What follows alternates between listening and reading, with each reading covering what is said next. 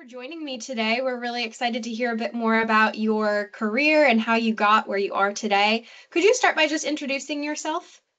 Absolutely. So I am Patrick Fleury, and I am Ingleside Senior Living's marketing specialist, which basically just means, in all things in marketing, we all wear about 1,000 different hats. But to give a really like brief overview, I am our kind of our digital marketing specialist. So anything you're seeing online or on your phone or receiving in an email or anything like that is usually coming in some way from me by Ingleside.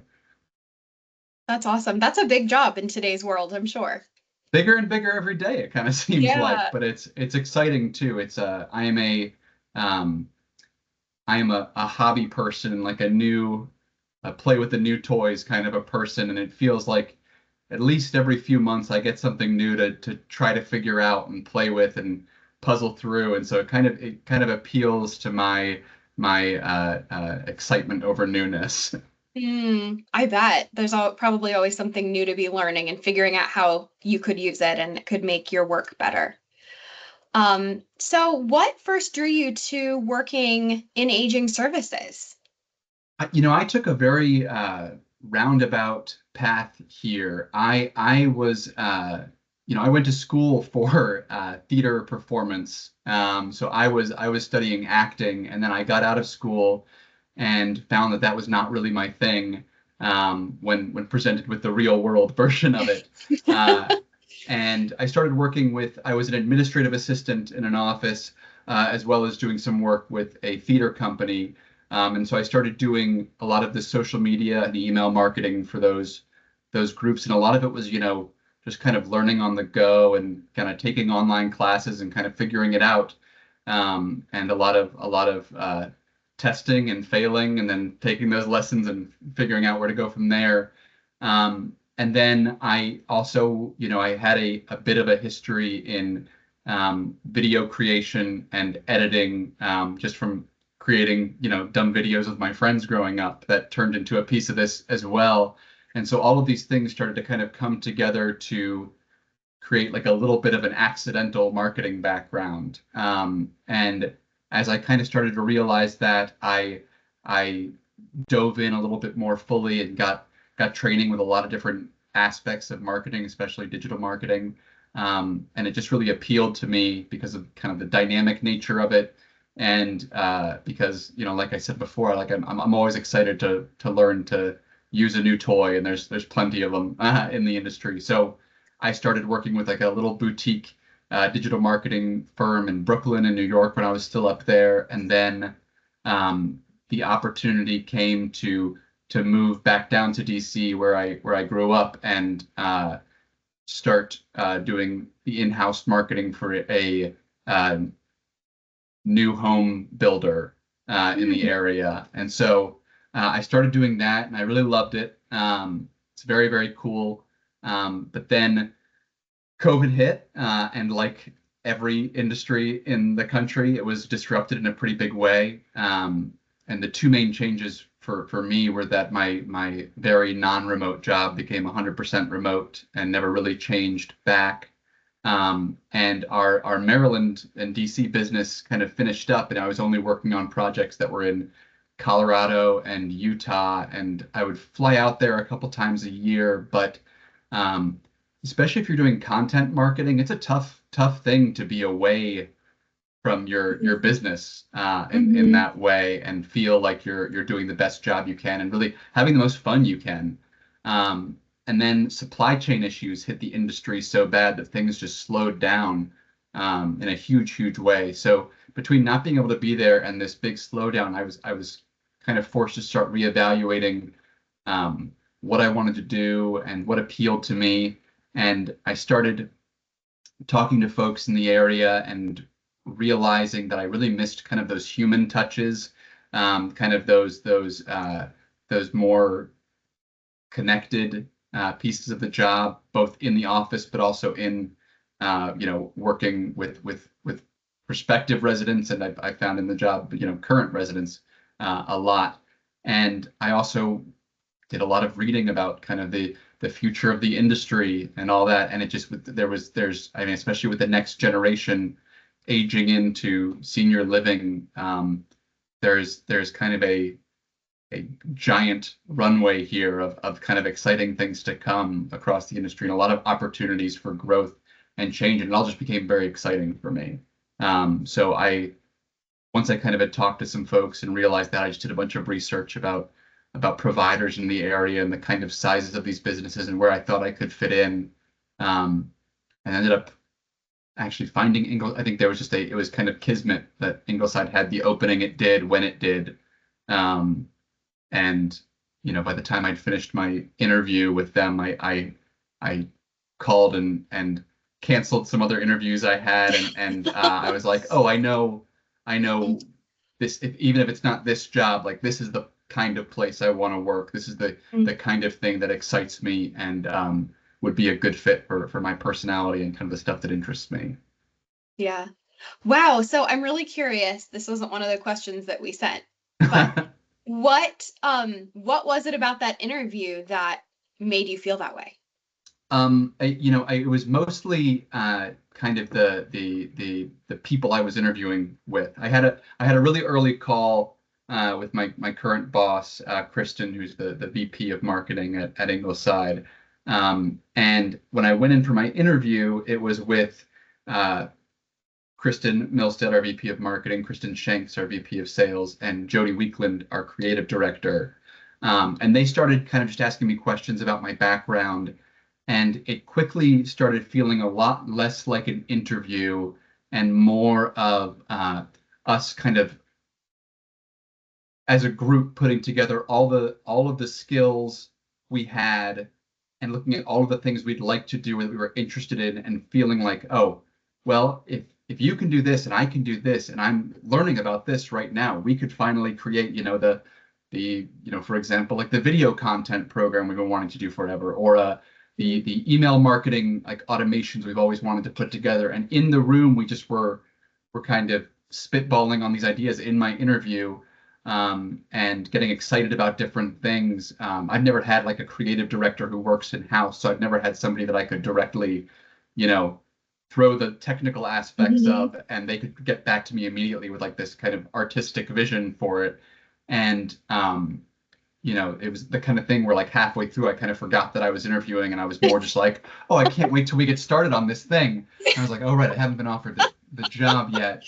But it's that kind of thing where I think you feel in the room like, oh, this is exactly where I slot in. Like I know exactly how I could be an asset, but also I can see how much I have to learn from these people that I'm talking to right now.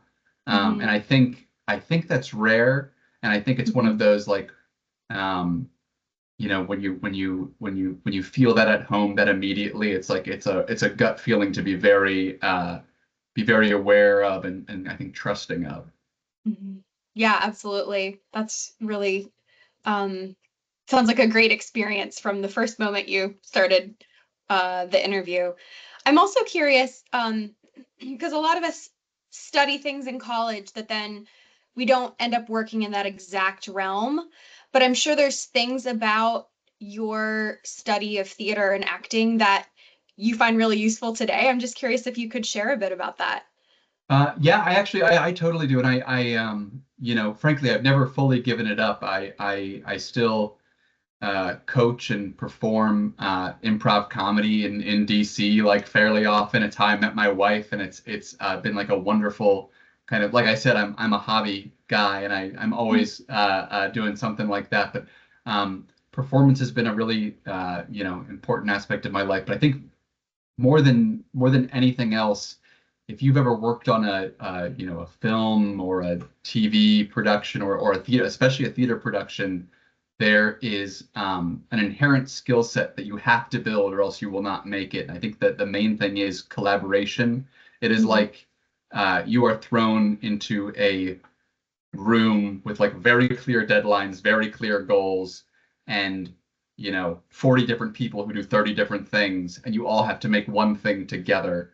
And it is a real when it's great, it is great, and when it is not great, it is really bad. And I think it really forces you to kind of learn how to work with a lot of different people, but also I think to this is something I've learned both in improv and in this kind of just overall performance setting is you have to kind of learn what are like the gifts of everybody around you and really like hone in on those things. I think we have like a tendency as people because it's easier to get faced with like difficulties working with somebody or types of people or whatever it may be and get really stuck on those. But in improv, there's like an adage that I love that is like you will always get like the best scenes. You will create the best scenes with people if you always treat your scene partner like they are a genius. And it is like assuming best intent and assuming best qualities in people that I think is so great for, especially for marketing work, because we all wear so many hats and it's so much brainstorming and spitballing ideas. Um, but it is also, it's kind of just a good life thing to be always kind of looking for like, I know each person has this amazing gift. I just need to find what it is, and then I need to Mhm. figure out how it it works in our space. And it is never really proven false, and it's it also speaks to the optimist in me. So I really I think that's been one of the biggest kind of carryovers for me from that work, kind of that team atmosphere, all working toward a common goal. Yeah. What's something about your work that people often misunderstand or overlook? Um, so I think a lot of people hear marketing and they think of just like advertising, of like the big shiny thing that is sent to you that it's like, look at this great place, come here. But I think more of my job is connecting the dots between things, coordination between things. It's not just a creative output. It's kind of like this, where it's about identifying spaces and people and ideas that are already like powerful in themselves and really like coordinating them to get out in front of people or to package them in a way that clarifies that for people. I mean, I spend a lot of my time, just coordinating between people for our videos or our blog interviews or making sure that audiences that may never been familiar with a certain aspect of our community are just shown the right thing. It's not Mhm. about I think I'm lucky enough to work in communities that are kind of so spectacular on their own that I'm not spending a lot of time like trying to figure out the perfect ad. It's more like we have all this great stuff. How do I make sure everyone who would be interested in this has the opportunity to see it? So it's more about Mm. it's more about kind of opening doors and shining light on these things more than looking at like the deep analytical numbers of Mhm. stuff. I think for me, the great part of my job is how much of my day is spent just talking with people doing interesting things and figuring out how to get them and their like awesome work just showcased. So I am really more of a person, coordinating the showcasing of these already amazing things that exist, as opposed to trying to create them Yeah. myself. And there's of course a lot of creative aspects of that, but and I've kind of changed my philosophy on this um, since starting this job. I think marketing here is less about showing something in the best light or like making something the most appealing. It's way less about that. It's mostly about like how do we how do we make sure the right stuff is being seen by the right people and in ways that are engaging. So kind of a roundabout answer to your question. I hope it made sense. Yeah, no, it makes complete sense. I think if you haven't worked in a role before where you're doing marketing and communications, you could just see it as you're doing sales Yeah. or advertising, and it's it's more robust than that. Um, so how would you say that your career has changed you as a person? I think well, lots of ways. But in this particular role, I think uh, my perspective on certainly like teamwork and shared ownership has changed a lot. I think in this industry in particular, in kind of the whole spectrum of aging services, we are striving to provide the highest quality of services at all times, but we are also um, creating and working in people's homes, and so um, we are there for some like really wonderful moments. I get to see so many wonderful like resident experiences, and we're also there for a lot of the tough stuff, stuff that like as like a marketer I never really expected to be there for.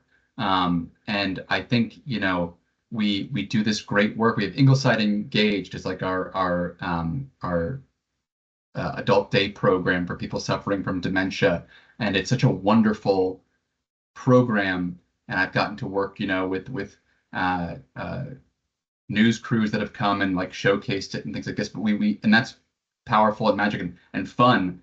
But then I'm also there when a resident is talking about the experience of like working through having a spouse with dementia, and like what that is like and what this program is like. And I think um I I think it's very easy to see a lot of the numbers on our screen, a lot of the dashboards we're all looking at every day that are like occupancy and whatever it may be, and forget about the individual people behind each of those numbers. But I think in this industry in particular, you are consistently confronted with humanity in a way that I think is really good for a lot of our brains and a lot of our hearts. And I think especially in a world where like there's so much remote work going on, being being met with all the best and toughest parts of humanity on like a consistent basis is just really good for people. It's very good for me,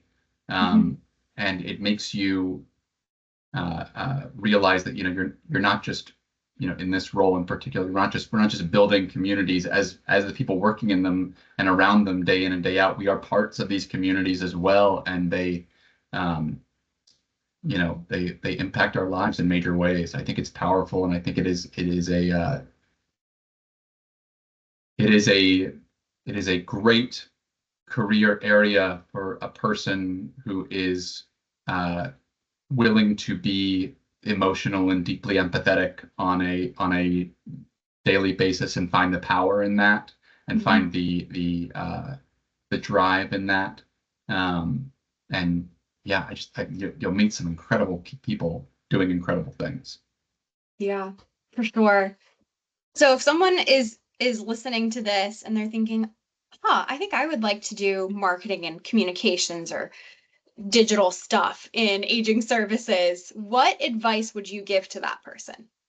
Okay, this one I actually do have like I think a pretty clear answer for, and that is that you should drop all preconceived notions of like what you think aging services probably is.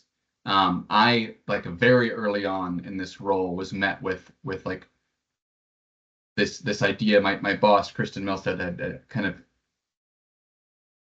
while reviewing copy and reviewing the different things we were working on, was like, I really think in this work, one of the biggest mistakes people make very often is marketing or advertising to the vague idea of what a person in retirement is, or a senior is, or an aging adult is, and don't think as much about like what do I want to see, like if I'm looking at this thing, like what would like spark joy in me, or find what would I find exciting.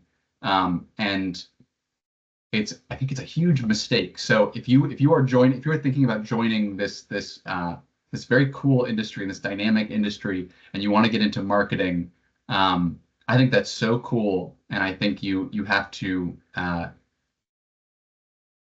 treat your audience with the like both the respect and the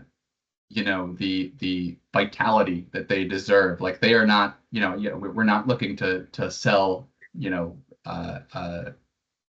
like convalescence to people. We're looking to sell like, a a community of like engaged, active people who aren't just like, starting the next chapter, as every bad advertisement says, but are like embracing and jumping into like the next exciting thing. Like this isn't a final chapter or whatever. It's like a continuation of the exciting stuff you're already doing. And hopefully, if we're doing our jobs right,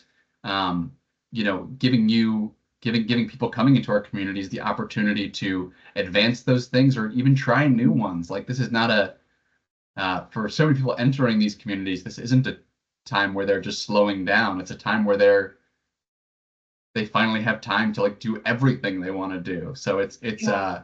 I think having the right mindset is right. And I also think if you want to succeed in this, you've got to be the kind of person like who's excited to engage with your residents, because you can spend a lot of time brainstorming and thinking up the best campaign or marketing strategy in the world, but then you'll, go out into one of the communities and you'll hear about some amazing thing a resident is doing, and you're like, oh, just showcasing that is better than the 3 days of brainstorming I just did. So let's make sure Yeah. we're meeting the communities where they are. Yeah. That's a very long answer to I think a smaller question. I apologize. No, that's really good advice. I think what I'm hearing you say is to keep an open mind and don't let your preconceived notions box you in. Exactly Um, right. and I think that's so true, especially if you haven't worked in aging services before. It's easy to think that it is just one thing, and it's not. Mhm. Um, and the way that our society views aging in general, um, it's not typically talked about as like a new opportunity. It's talked about as like the last opportunity. So I think framing it that way is really helpful. And I Is really there believe anything? and hope that's Okay. that's changing, because I think we are seeing people not just, live longer, but like be vital longer, like be like active longer, like be so engaged for longer. And it means that, in an ideal world, we can all aspire to this time where we have more time to focus on like just what brings us joy, or Mhm. just what brings us like just what we're passionate about.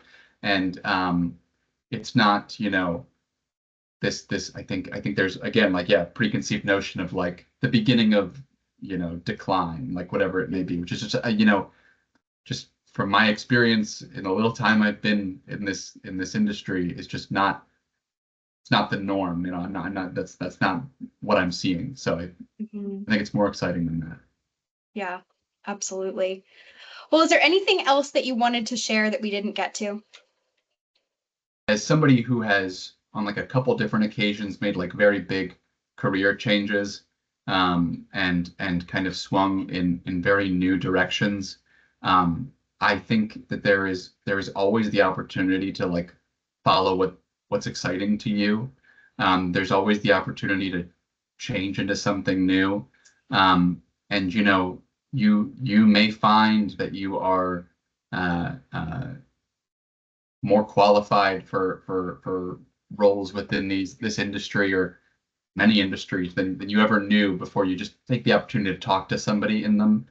Um, but I really think, if there's people out there who are in any way, in any sector interested in this industry, if you have like a curious mind and you are like genuinely excited to help out people and have like an empathetic spirit, like you will find like a very cool niche here, because it's the cool thing about the aging services industry is that it is one big industry that has like 40 different little industries inside of it. And you will, definitely find your spot in there. And if you're lucky, um, you'll find a few. So Mhm. that's my, I guess, final thought. I love it. That's great. Um, well, thank you so much, Patrick.